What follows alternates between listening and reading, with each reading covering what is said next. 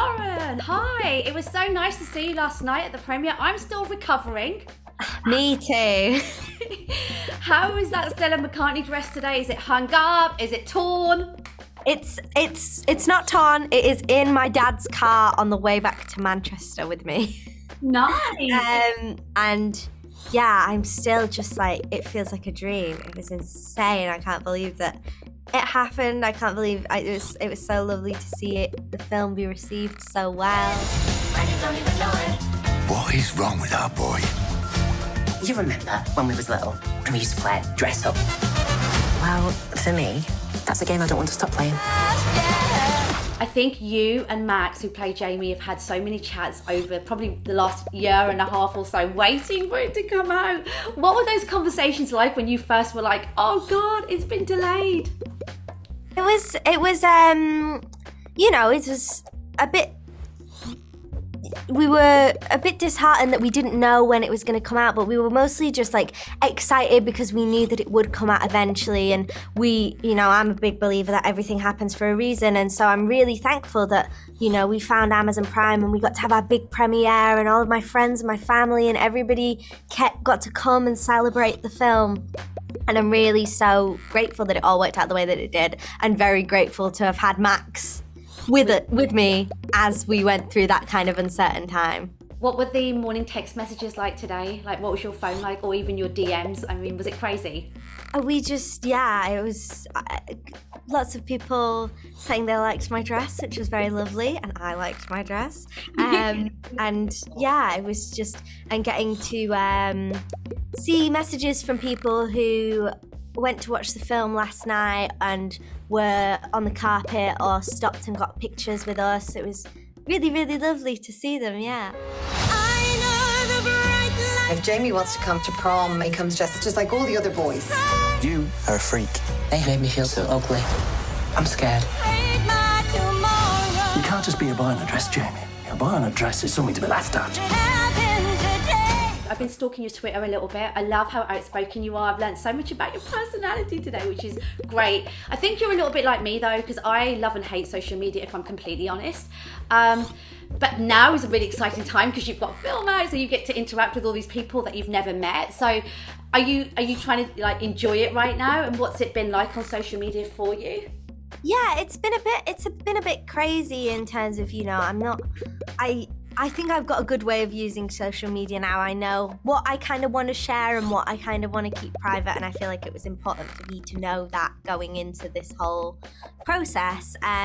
But so now every time I post, it's more that I'm just excited to share. Like last night we were taking all these pictures and I was like, oh, I can't wait to be able to share this, not just with fans of the show and fans of the film, but like my friends on Instagram and my family that's on Instagram and stuff like that, yeah.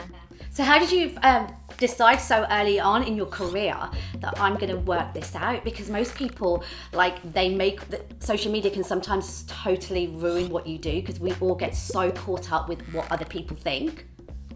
Yeah, I think that it was just important for me to find a balance and find a way to do it that makes me happy and that also makes me feel comfortable with, sharing pictures and sharing little captions and stories and all of that, and I can log out of it on my phone and not think about it and not think about kind of work and acting and the industry and the red carpets and stuff. As much as that's very lovely, sometimes you just want a day where you just watch TV and sit on the couch and don't think about anything. So I feel like it was important for me to get in the good practice of posting and then logging out for a little while and getting a bit of space away from it. I think that's good. Your character, Pritti, she's so different to you, but I love the fact that the director Jonathan didn't go with the obvious sort of bully tactic because of her race and because of her faith, but instead it was about her being smart, which is weird because being smart is a good thing. But for you, being a woman of colour and this being your debut film, how important is it for you to pick carefully the roles you want to pick? Because I hate to say this, but all of us that are people of colour, we almost represent a whole community, and it's a huge responsibility sometimes, which is like nobody asks for it, do they? Exactly. I think that's the thing, like you say, we are expected to represent a whole community because there's such a lack of representation, No white person is going on to set or taking a role and worrying that it's going to change everybody's perception on white people because there's so many stories. And so I am trying very much just to not get too in my own head about the responsibility and not feel because I can't represent everybody. You know, we're complex people and we all have different experiences. So all that I can do is play characters that I love and play them as truthfully as I can. And if that resonates with people, then great. And if that doesn't resonate with some people, then I hope they get more complex characters that maybe represent them a bit more as well. I thought you were so lovely to watch. Like you start off and you're like, okay, I'm trying to suss out what Pritti's going to be like, but yeah, your acting chops come through, your singing, your tone is so lovely, and your F-bomb moment. My grandma is watching the film on Friday and I want to sit next to her just so that I can see her reaction to that out of the corner of my eye. Yeah, but what a fun character because she had so many layers.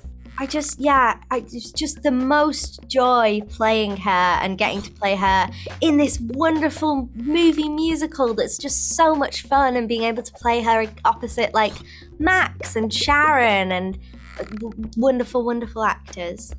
I mean, you and I spoke a little bit about Richard yesterday, and I completely forgot to say to you, Shobna is obviously a bit of a ledge, and you know she's represented for so long.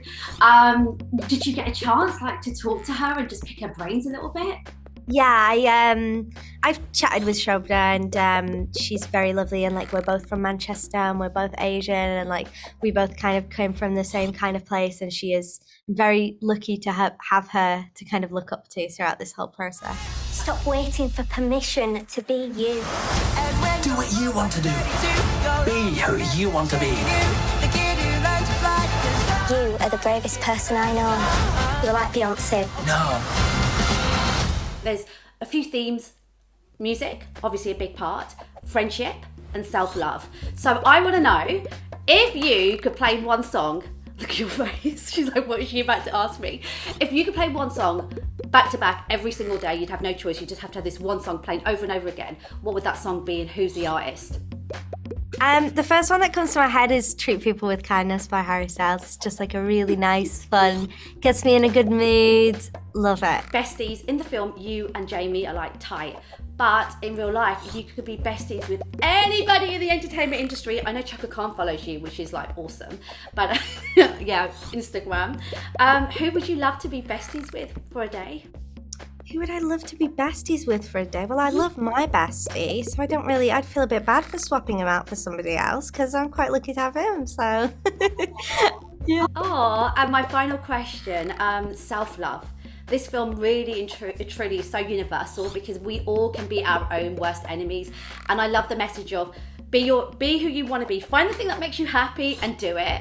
So I'm wondering for you, what is your self-love chatter like when you're having those days when your mind, that horrible voice is niggling and trying to ruin your day?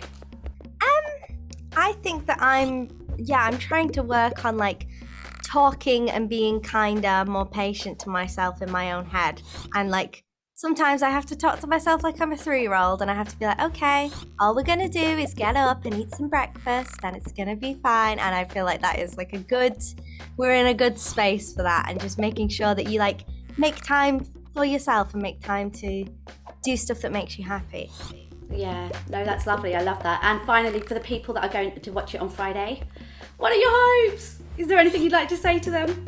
Just hope that you come away with a little bit of joy, and I hope that you come away singing and dancing. Oh, Lauren, thank you so much. You absolutely rock. I'm so excited to see what comes for you in the future. Enjoy this whole ride and enjoy your day. Thank you so much.